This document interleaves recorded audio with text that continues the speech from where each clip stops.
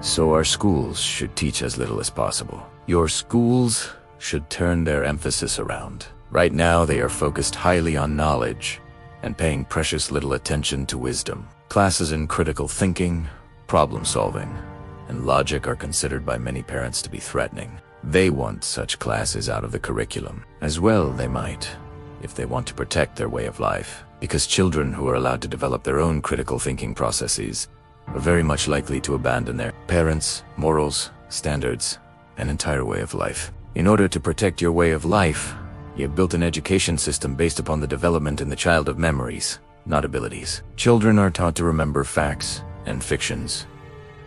Fictions each society has set up about itself rather than given the ability to discover and create their own truths. Programs calling for children to develop abilities and skills rather than memories are soundly ridiculed by those who imagine that they know what a child needs to learn. Yet what you have been teaching your children has led your world toward ignorance, not away from it. Our schools don't teach fictions, they teach facts. Now you are lying to yourself, just as you lie to your children.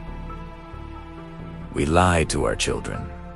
Of course you do. Pick up any history book and see. Your histories are written by people who want their children to see the world from a particular point of view. Any attempt to expand historical accounts with a larger view of the facts is sneered at and called revisionist. You will not tell the truth about your past to your children, lest they see you for what you really are.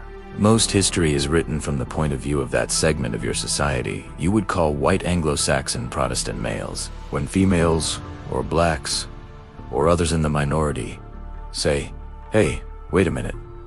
This isn't how it happened." You've left out a huge part here. You cringe and holler and demand that the revisionists stop trying to change your textbooks. You don't want your children to know how it really happened. You want them to know how you justified what happened from your point of view. Shall I give you an example of this? Please.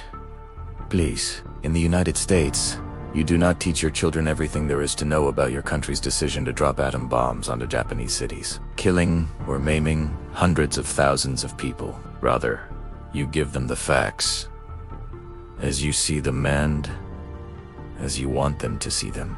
When an attempt is made to balance this point of view with the point of view of another in this case, the Japanese use scream and rage and rant and rave and jump up and down and demand that schools don't dare even think about presenting such data in their historical review of this important event. Thus, you have not taught history at all, but politics. History is supposed to be an accurate and full account of what actually happened. Politics is never about what actually happened. Politics is always one's point of view about what happened. History reveals. Politics justifies. History uncovers. Tells all. Politics covers. Tells only one side. Politicians hate history truly written, and history, truly written, speaks not so well of politicians either. Yet you are wearing the emperor's new clothes, for your children ultimately see right through you. Children taught to critically think, look at your history and say, how my parents and elders have deluded themselves. This you cannot tolerate, so you drum it out of them. You do not want your children to have the most basic facts. You want them to have your take on the facts. I think you are exaggerating here.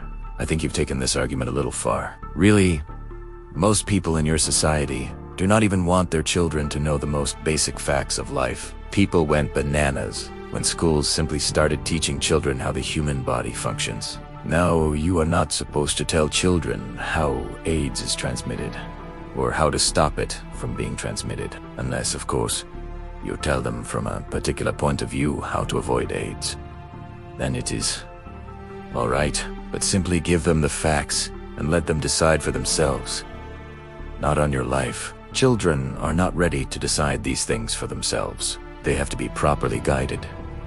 Have you looked at your world lately? What about it? That's how you've guided your children in the past. No, it's how we misguided them. If the world is in rotten shape today, and in many ways it is not because we've tried to teach our children the old values, but because we've allowed them to be taught all this newfangled stuff. You really believe that, don't you? You're damned right. I really believe it. If we'd just kept our children limited to the 3 R's, instead of feeding them all this critical thinking garbage, we'd be a lot better off today. If we'd kept so-called sex education out of the classroom and in the home where it belonged, we wouldn't be seeing teenagers having babies and single mothers at 17 applying for welfare, and a world run amok. If we'd insisted our young ones lived by our moral standards, rather than letting them go off and create their own, we wouldn't have turned our once strong, vibrant nation into a pitiable imitation of its former self. I see. And one more thing. Don't stand there and tell me how we are supposed to suddenly see ourselves as wrong for what we did at Hiroshima and Nagasaki. We ended the war, for God's sake. We saved thousands of lives. Onbatsi des, it was the price of war. Nobody liked the decision, but it had to be made.